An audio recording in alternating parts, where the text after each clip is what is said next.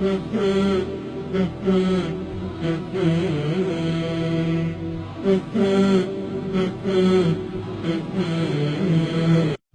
يجوز للمرأة مشاهدة المباريات في شاشة التلفزيون؟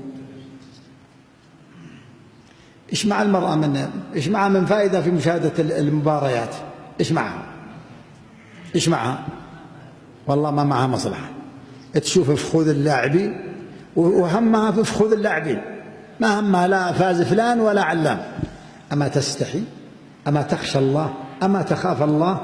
زوجها اللي جاء بهذا ويتركها تتفرج وهو يتفرج، قال شوفيني أشجع الأخضر وأنت أشجعي الأزرق.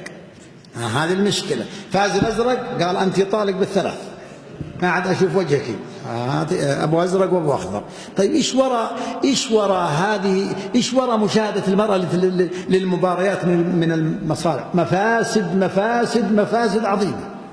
رؤيتها للرجل الأجنبي كيف إذا رأت أفخاذه، رأت أيديه، رأت يعني اشتداد الملابس عليه، لتتق الله ويتق الله كذلك ولي أمرها.